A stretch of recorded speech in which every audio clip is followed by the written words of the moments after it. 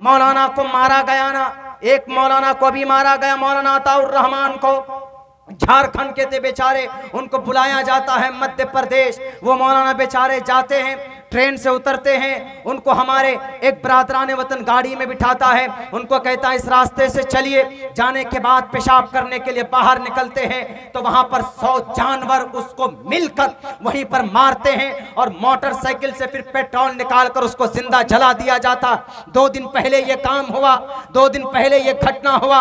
इन media वालों की जमीर मर गया इनका, इनकी ताकत कहां गई और इनकी हया कहां गई कि भारत के एक आलिम दीन का, भारत के एक इंसान का, एक आलिम का, एक महापुरुष को जलाकर मार दिया जाता। आपको तकलीफ थी तो आप एक थप्पड़ मार देते, आपको ज्यादा तकलीफ थी तो आप उनके एक हाथ को तोड़ देते, लेकिन आपने उनको पेट्रोल डालकर जिंदा जला दिया। ये बेजमीर, ये जमीर फरोश, ये ईमान फरोश, ये टोटल मीडिया वाले मून व्रत रखे, किसी ने भी उस खबर को, उसकी न्यूज को कवर नहीं किया है। अताउर रहमान साहब, अभी देखिए कुछ लोगों ने उसको शुरू की तो फिर उसको दबाने की कोशिश कर दी गई। भारत के संविधान में यह जुर्म नहीं है कि इस देश के किसी भी इंसान को मार दो, मेरे हाथ में हथकड़ी लगाने का अधिकार अगर मैं मुजरिम हूं तो भारत के संविधान को, यहाँ की जुडिशरी को है, यहाँ की अदालत को है, किसी और को नहीं है मारने का अधिकार। एक थप्पड़ तक मारने का अधिकार किसी को नहीं है। बात करते हैं जनाब हम इसको डिजिटल बनाने की, इंसानों के बीच में मोहब्बत का रिश्ता तो तोड़ रहे हैं, आपस में हिंदू मुसलमान कर रहे हैं। मेरे हिंदू मेरे मुस्लिम भाइयों, कुछ भी हो जाए, इस हिंदू मुसलमान की दोस्ती जहां जहां बरकरार रहनी चाहिए और मजबूत होना चाहिए। मैं कसम खाकर कहता हूं, हिंदू मुसलमान एक माँ बाप के कोख से पैदा हुए, ये भी आदमी वो भी आदमी, ये भी आदम की औलाद वो भी आदम की औलाद। उठाइए, महाभविष्य पुराण के अंदर कहा गया ओम और हवियावती विष्णु के गीली मिट्टी से पैदा हुए। प्रधान नगर में उनको रखा गया था, उनको बाहर की दुनिया में कली के जरिए जब ठगे गए थे तो बाहर भेजा गया था। यही अकीदा हमारा भी है। इन लोगों की वजह से हम कटते हैं, लुटते हैं। बेचारा मौलाना अताउर रहमान, मौलाना अताउल्लाह साहब के घर में छोटे बच्चे हैं, उनकी माँ है, सबके सब लावारिस हो गए, कोई देखने वाला अब नहीं होगा। पता नहीं क्या समझते, क्या समझकर ये काम करते हैं जनाब, समझ से बाहर की बात। अबू मंसूर बिन अली ऑर्गेनिक दवाई का फाउंडर, माइक में बोल रहा हूं, मेरी तकरीर रिकॉर्ड हो रही। किसी भाई को शक हो कि अबू मंसूर, मैं 1.5 महीने से रिसर्च कर रहा हूं इस पर, मेरे पास दलाइल मौजूद, अल्हम्दुलिल्लाह। ये छोड़िए, एक नाम और मैं लेता हूं जनाब, अभी नाम लिया था अहमद बिन शाकिर, अहमद बिन मूसा शाकिर का नाम मैंने लिया था अभी आपके सामने। दुनिया का सबसे पहला मैकेनिकल इंजीनियर कौन? अहमद बिन मूसा। इन्होंने किताब लिखी किताबुल हैल, और मैकेनिकल इंजीनियरिंग के ऊपर सबसे पहली किताब अगर कोई लिखी है तो यही लिखी। दुनिया का सबसे पहला सिविल इंजीनियर कौन? अबू अब्बास अबू हातिम जफरी, सिविल इंजीनियर दुनिया का, जिन्होंने सन डायल यानी सूरज से चलने वाला, धूप से चलने वाला, उन्होंने चलने वाली एक घड़ी इजाद की। बताइए जनाब। एनसाइक्लोपीडिया डॉक्टरेट में लिखने वाला अबुल हसन। ये तारीख है मदरसे के ऊपर एतराज करने वालों। मेरी तकरीर निकलेगी, मेरी तकरीर सुनना। अगर आपको डाउट हो तो मुझे बुलाना किसी भी न्यूज चैनल पर, इंशाअल्लाह अल्लाह की जात पर भरोसा करके मैं बैठूंगा, तुम्हारे एक एक सवाल का मैं जवाब दूंगा। कि तालीम हासिल करना ये इंसानों का अधिकार है और मदरसा बढ़ना हमारा कानूनी और हमारा फंडामेंटल राइट है। और अगर आपको शक होता है कि वहां पर कुछ होता है, उग्रवादी पैदा होते, प्रूफ पेश करो, नहीं पेश कर सकते आप। यही मदरसा था। शाह वलीउल्लाह मुहद्दिस देहलवी ने अपने बेटे शाह अब्दुल अजीज से कहा कि बेटा मेरी तो मौत हो रही है, लेकिन अंग्रेज को भगाना है इस देश से तो मदरसा बनाकर जिहाद का फतवा देना, जिहाद का फतवा देकर जालिम अंग्रेज को इस देश से भगाना। दीनी मदरसों की दरो दीवार से निकले थे वो मुजाहिदीन, तब जाकर ये देश आजाद हुआ था। उससे पहले अकबर भी आया था।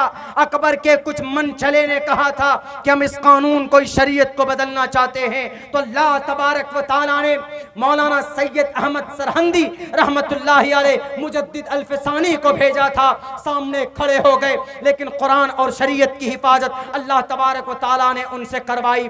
उनसे पहले इस धरती के ऊपर इमाम गज़्ज़ाली, अब्दुल कादिर जिलानी, इमाम इब्न नौवी रहमतुल्लाहि अलैह ने भी अपने ज़माने में उस वक्त के अब्बासी सल्तनत, जिन्होंने कुरान करीम को खल्क का, मखलूक का दर्जा देकर कौम के ऊपर थोपने की कोशिश की, उनका कॉन्सेप्ट जो इमाम अहमद इब्न हम्बल उनके सामने में जवाब दे रहे थे, तो इन्होंने भी उनका मुकाबला किया। यानी किसी भी बुरी चीज को राइज नहीं होने दिया इस देश के अंदर, इस दुनिया के अंदर। जो चीज है ईश्वर की है वो रहनी चाहिए, जो चीज अल्लाह के तरफ से आई है उसी चीज की रूहानी और इखलाकी बका रहनी चाहिए। अपनी तरफ से मन घड़त कोई भी चीज हम एक्सेप्ट और कबूल करने के लिए तैयार नहीं।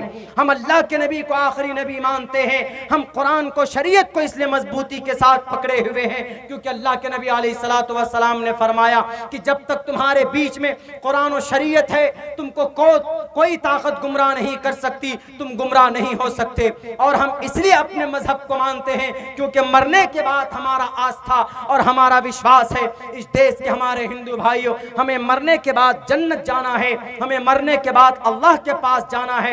यही कॉन्सेप्ट तो आपके यहाँ भी है। वो अलग बात है कि आपके गुरुजी, आपके साधु संत लोग अगर आपको नहीं बताते हैं तो उनकी कमी है, वरना हमारे उलमा तो बयान करते हैं, वरना हम तो जानते हैं इस बात को, इसलिए हम अपने मजहब की बात करते हैं। और मजहब पर अमल करने से ऐसा नहीं कि तरक्की में रुकावट आ जाती। नमाज पढ़ते थे इमाम गज़्ज़ाली, नमाज पढ़ते थे जनाब अल-बैरूनी, नमाज पढ़ता था, नमाज पढ़ते थे इब्ने हैसम, नमाज पढ़ते थे इब्ने सीना, नमाज पढ़ते थे इब्ने हय्यान, नमाज पढ़ते थे जनाब अबू बकर बिन ज़करिया अर्राज़ी, नमाज पढ़ते थे अबुल क़ासिम अज़्ज़हरावी, नमाज पढ़ते थे जनाब हिबतुल्लाह अंसारी, नमाज पढ़ते थे जनाब फाराबी, नमाज पढ़ते थे जनाब ये सारे के सारे साइंसदान, डॉक्टर, मैथमेटिशियन, बायोलॉजिस्ट।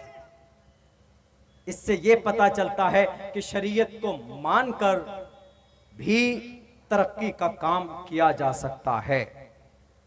हमारा अकीदा है कि भैया नहीं, हम मरेंगे, इस दुनिया से चले जाएंगे, अल्लाह के सामने हाजिर होना होगा।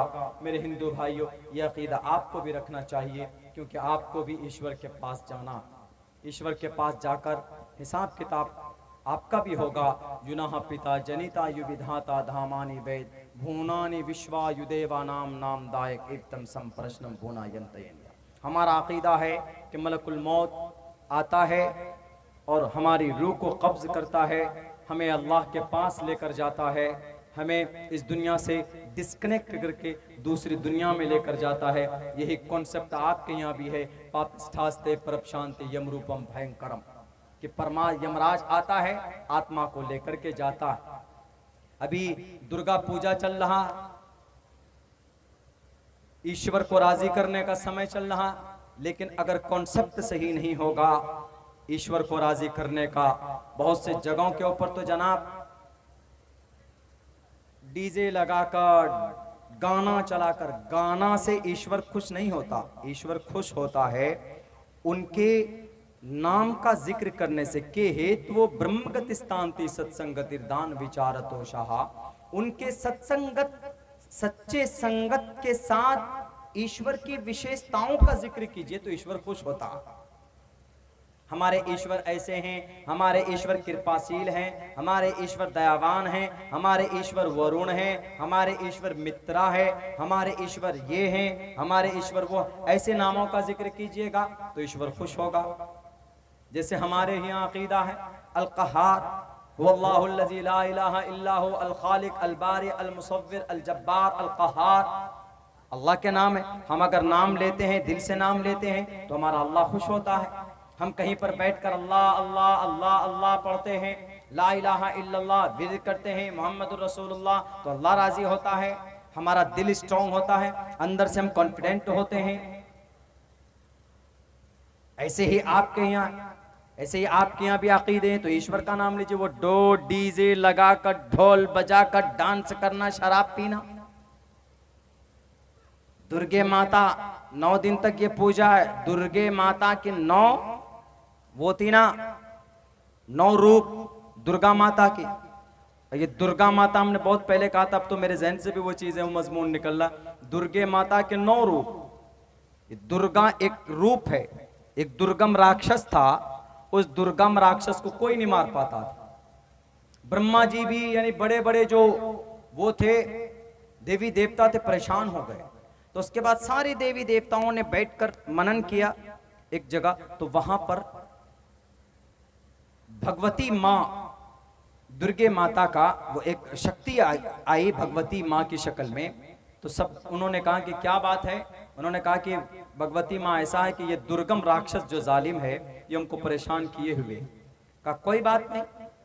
तो ये भगवती माँ ने एक अवतार लेकर, काली का अवतार लेकर दुर्गम राक्षस का जो वध किया था, तो उसी दिन से इनका नाम दुर्गा माता पड़ा।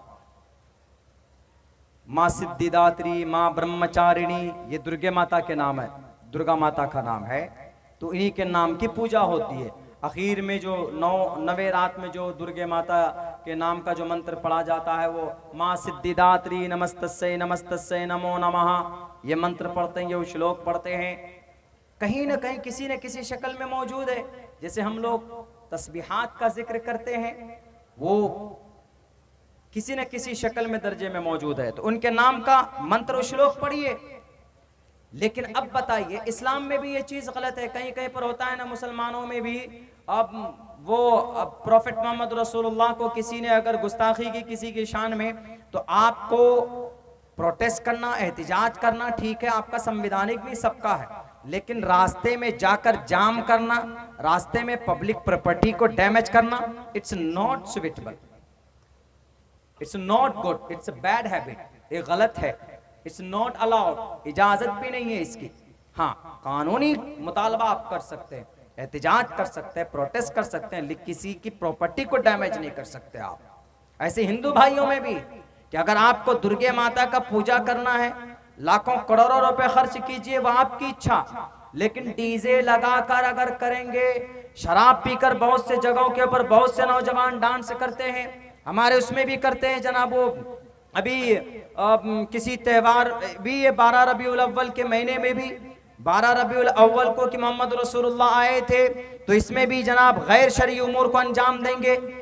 हम यकीनन इस बात की हमें दिल से हमें मोहब्बत करते हैं कि मोहम्मद रसूलुल्लाह आए इस धरती पर, इंसानों को बताया कि तुम इंसानियत के रिश्ते में हो, इंसान कैसे इंसान एक दूसरे से मिलना चाहिए, रहना चाहिए, औरतों को उनका हक हुकूक दिलाए, और शराब को बंद करवाया, और जिना को आप अलैहिस्सलातु वस्सलाम ने गलत करार दिया। आप अलैहिस्सलाम ने एक दूसरे के खिलाफ तानो तशरीह करना, गाली करना, तलवारबाजी करना, खून बहाना, आप अलैहिस्सलाम ने 20 साल की उम्र से आपने शुरू कर दिया था। एक आस बिन वाइल थे, आस बिन वाइल के सामने में एक शख्स था, शायद जबीद नाम का वो शख्स था, उसने एक दूसरे से मुआहदा किया तिजारत का। तो जो इलाके मक्के का था आस बिन वाइल, उसने उनके पैसे नहीं दिए, तो आप वो आदमी गया प्रॉफेट मोहम्मद के पास, आपकी उम्र 20 साल की। आप सलाम ने कहा, आप सलाम को उस शख्स ने कहा जो बाहर से तिजारत करने आया था, कि मोहम्मद रसूलुल्लाह मेरा हक इसने ले लिया, क्या मक्का के अंदर ऐसे ईमानदार लोग नहीं जो मेरा हक दिलाए? आप सलाम ने उस वक्त एक तंजीम बनाई थी, उस वक्त आपने एक ऑर्गेनाइजेशन बनाई थी, उसका नाम हिल्फुल फुजूल रखा था।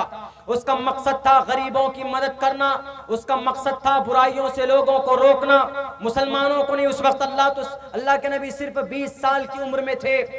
आपने उस तंजीम को बनाया और उस तंजीम के माध्यम से टोटल लोगों को जोड़कर उस शख्स की, बाहर के शख्स की, उसका हक और इंसाफ उसको दिलाया।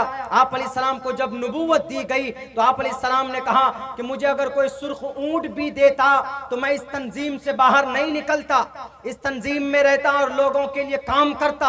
आज लोगों के लिए काम करने की जरूरत है। इस बात को कता नजर करके कि ये हिंदू है कि मुसलमान है, आप धर्म बाद में देखो। अगर वो परेशानी में है तो देख लो, आपका पड़ोसी है, इस धरती का एक इंसान है, अगर उसको कोई दिक्कत है आपके जरिए से वो परेशानी उसकी हल हो सकती है। आप मुसलमान हो तो आप उसको हल कीजिए। मेरे हिंदू भाइयों, आपके अंदर भी ये होना चाहिए, ये मानवता होनी चाहिए, ये भाईचारा आपके अंदर भी होना चाहिए कि अगर कोई मुसलमान किसी तकलीफ में है। आज जनाब नफरत के बाजार इतने गर्म कर दिए गए, इतने गर्म कर दिए गए, सफर करते हैं तो जनाब तिरछी निगाह से देखते, ये मुसलमान यानी ऐसा समझते हैं यानी शूद्र के दर्जे में हमको पहुंचा दिया।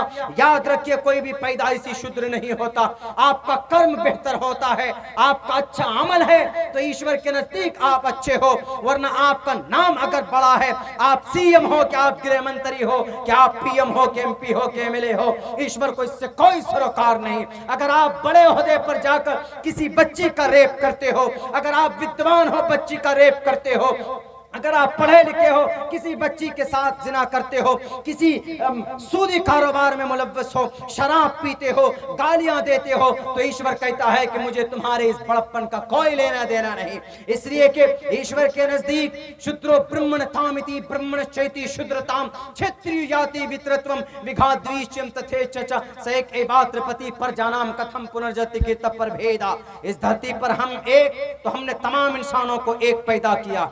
इसीलिए कोई भी आदमी पैदाइशी ऊंचा बड़ा नहीं होता, बल्कि उसका कर्म उसको ऊंचा बड़ा करता। आदमी का अमल गलत है तो उस इंसान की समाज के अंदर क्या मकाम होना चाहिए समाज वाले खुद ही बता देते।